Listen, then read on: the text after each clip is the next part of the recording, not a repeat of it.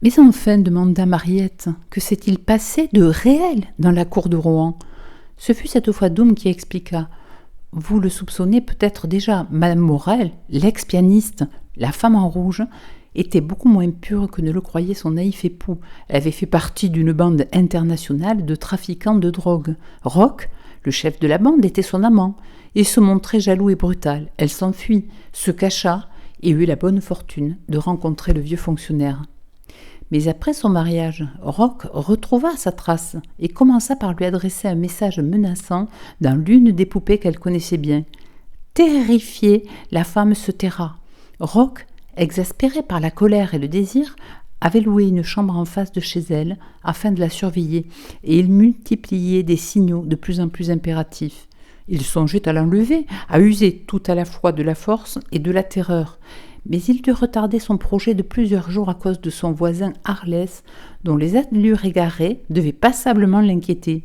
Enfin, comprenant qu'il n'avait affaire qu'à un toqué inoffensif, Roch risqua le coup. Son ex-maîtresse tenta de résister, puis le voyant littéralement fou de rage, prêt à tout, elle se sentit perdue par le scandale inévitable.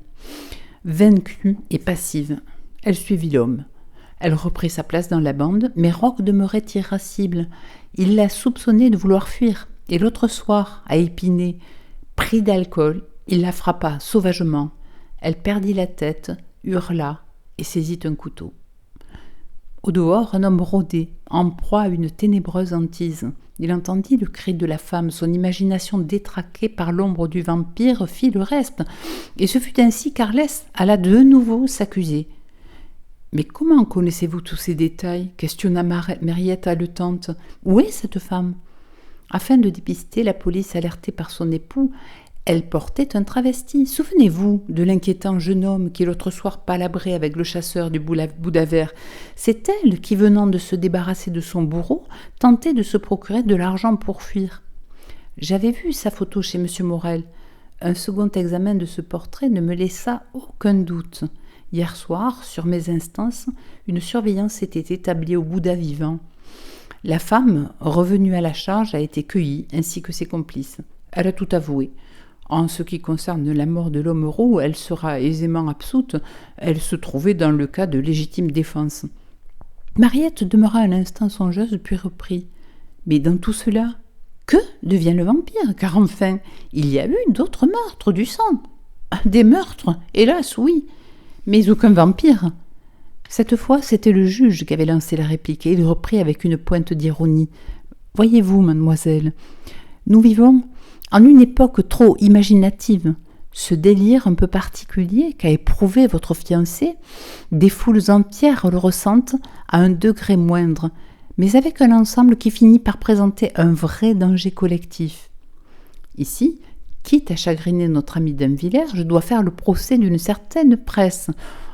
Avouons, déclara Doom avec un sourire, que la déformation professionnelle nous fait quelquefois errer. Dans une agglomération comme Paris, plusieurs meurtres à peu près semblables peuvent se succéder fortuitement et sans lien entre eux. C'est ainsi la loi des séries, bien connue des statisticiens comme des professionnels du jeu. On la retrouve à tous les degrés de l'activité humaine.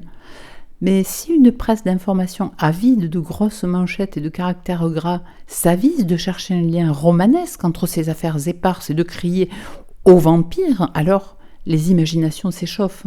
Une mauvaise fièvre saisit l'immense cité. J'irai plus loin.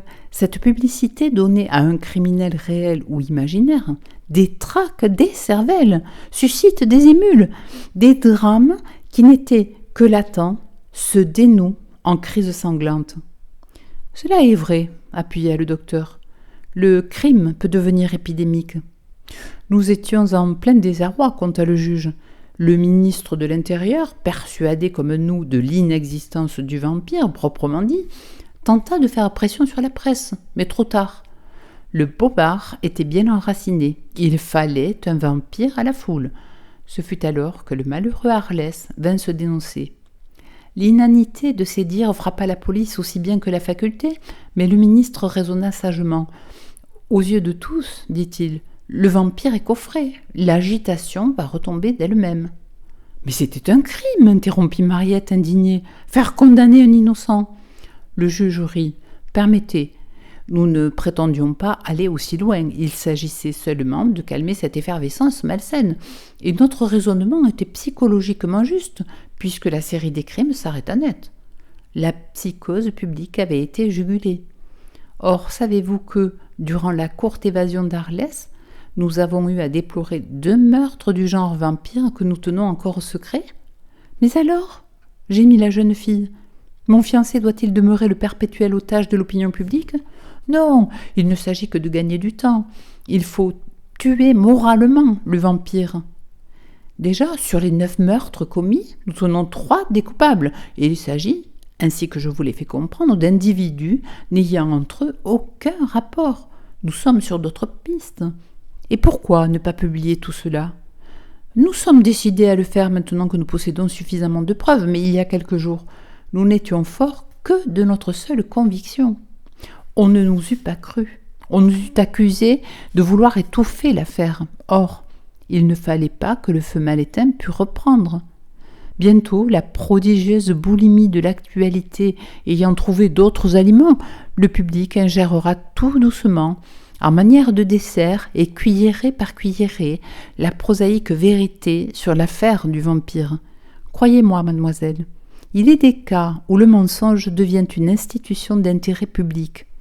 Le docteur Boucharin, pris par le bras d'Oum et Mariette. « Allons voir maintenant comment se porte notre malade. »« Vous le guérirez ?» supplia l'inquiète jeune fille. « Je vous le promets. »« Et moi, dit Doum, je vous promets, en dépit des foudres de monsieur le ministre, un joli reportage. »